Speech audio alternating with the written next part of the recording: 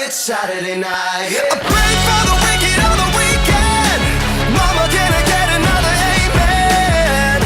Oh.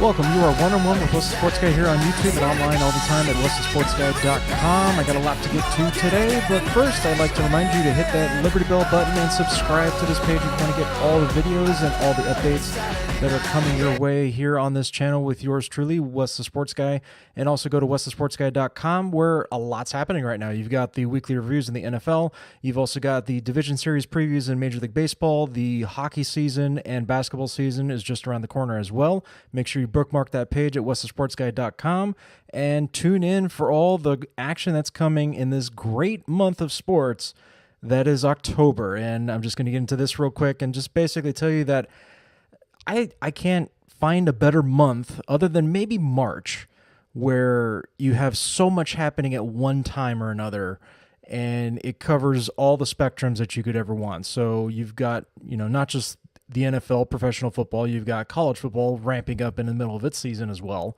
as you get closer and closer to the college football playoff.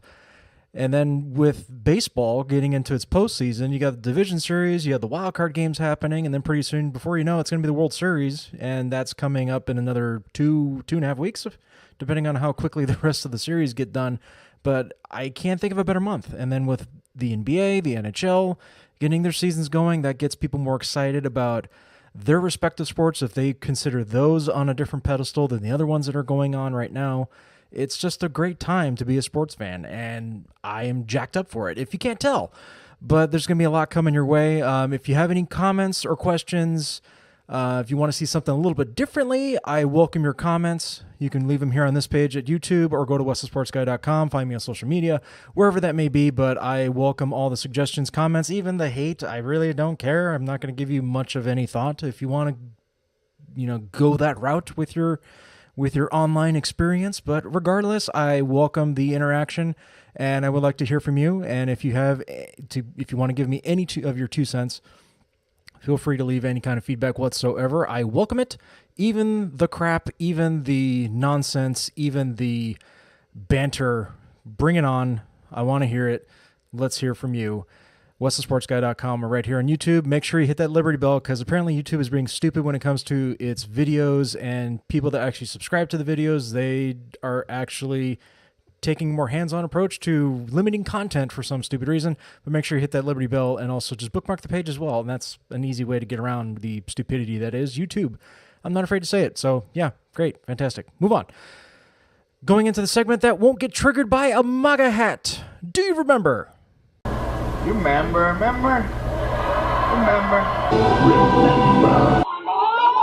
Do you remember when the then California Angels, Anaheim Angels, Los Angeles Angels of Anaheim, whatever you want to call them, do you remember when they did not have Mike Scioscia as their manager? Well, you're going to get used to that time fairly quickly, because Mike Scioscia has decided to step down after 19 seasons at the helm of the Anaheim, LA Angels, whatever you want to call them, but basically they are centered in Anaheim, which is Disneyland in California.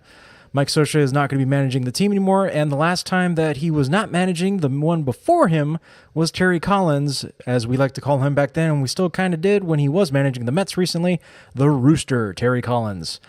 And the reason why he was called the Rooster is because every time he was arguing with the umpire, he would constantly bob his head back and forth at the umpire, making it look like he was a rooster, thus the nickname. But back to Mike Scioscia. It's going to be different. It's going to be a completely overhauled managerial staff. Obviously, this is going to be a huge change for this organization, because really he's been at the forefront for a lot of the moves that have happened in the past almost 2 decades with the Angels. Now, Artie Moreno taking over in the mid-2000s, 2004 to be specific, as the new owner and current owner of the Angels. He decided to basically go all in with Mike Scioscia as the manager. Not only was Scioscia, taking care of the day-to-day operations of the team and the aspect of getting that organization on a winning atmosphere every single year, but he also had a very big hand in a lot of front office decisions as well. Most recently, there was a lot of upheaval before current general manager Billy Epler came in from the New York Yankees. He was assistant GM, but before that, Jerry Dipoto was the GM, and there was a lot of friction apparently between him and Mike Scioscia, and that has been put to the wayside right now, where Moreno basically wants a more cohesive front office and managerial staff, and that has been smooth sailing for the most part, but the on-field product has not been up to par for what the Angels currently are putting, with Mike Trout being arguably the best player in Major League Baseball. I was starting to see the writing on the wall even before this was coming, because when the Angels not only announced a bobblehead to give away during the last weekend homestand of the season for Mike Scioscia, there was a lot of rumors coming out during the summer that he was going to step down no matter what was going to happen at the end of the season, which he put those rumors to bed fairly quickly, calling it, quote, poppycock, which nobody uses that word enough. That was very clever on his part. But regardless, the writing was on the wall. Mike Scioscia was not getting the results that were expected when he took over this team during the year 2000 when he first managed the team.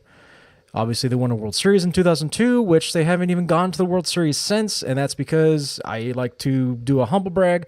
We had season seats that year. We did not go to the end of the playoff games because they were crazy expensive, but they have not been back to the World Series since we have season seats. So, hey, Angels, if you want to get back to the World Series, you might want to fork over some season seats my way, and we'll take care of it from there. But I digress. Mike Scioscia, he's a great manager. He's definitely going to be a Hall of Fame manager. If he does want to continue managing elsewhere, that is his prerogative, and that is his right to do. If he does eventually do that, that's going to be kind of weird because you are used to seeing him in the red jacket and the red hat. That's been his mainstay, his entire managerial career. I wouldn't be shocked if he did go to manage somewhere else, because he still is one of the premier managers in all of baseball. And he is absolutely a Hall of Famer in my book. Anybody that disagrees with that, you should go back and check the consistency of this franchise with him at the helm. This was a dogged franchise. The last time they went to the playoffs, let alone a World Series, which they never did before, but 1986 was the last time the team had gone to the postseason before Mike Scioscia took over as manager and got them to the World Series and won it in the year 2002. But consistency was a big thing going forward with him, and that's something that we're going to miss, and we have been missing as Angel fans. But again, a lot of love loss with a lot of them. They were getting fed up with him as well. I wasn't one of them, but there are many out there that were and kind of are still frustrated with the fact that they've been losing at times when they shouldn't have. But again, this is going to be an interesting time for the Angels going forward, and who's going to be taking over for this team that really should be contending right now. This was a year to contend. Injuries were a huge factor once again for them, unfortunately. But again, when you have the best player in baseball, Mike Trout, you have Shohei Ohtani as well, who's not going to be pitching, unfortunately, next year with Tommy John surgery, but he will be hitting, and he proved it this year he can hit. It's going to be a job that a lot of potential managers and former managers that are looking to get back in will be clamoring to get it, because it's a huge market, but nobody cares about the Angels for some reason. It's strange. We're in Southern California, and yet they just don't get enough publicity, you want to call it that. But that's fine. Keep it that way. Under the radar. We'll be back. Time for my feel-good story of the week, honoring veterans, coming from this young man by the name of Preston Sharp. Every single one tells a different story, and this 13-year-old is making sure those stories are never forgotten. I'm just trying to give back to all the veterans. They worked so hard, they went through so much training, and I'm just trying to give some of that back. Preston Sharp is traveling across the country, stopping at a military cemetery in every state to lay down flags and flowers at veterans' graves. And on Saturday, he stopped here at Cypress Hills National Cemetery in Brooklyn, New York, his 22nd state so far. My mom taught me if you see something wrong to do something about it and don't complain about it. So he did, along with a little help from veterans groups, firefighters, and police officers from all over the country. His efforts even acknowledged by the president in this year's State of the Union address. He started a movement that has now placed 40,000 flags at the graves of our great heroes. Preston, a job well done. And a job that isn't done yet. Since that address, Sharp has honored more than another 100,000 veterans. On Saturday, he was joined by former New York Jet Tony Richardson. It just really brings chills but it brings you a sense of pride of our country. In the end, Sharp and his supporters placed more than 4,000 flags and flowers at grave sites here, and his journey isn't even close to over. His plan, cover all 50 states by Veterans Day of 2019.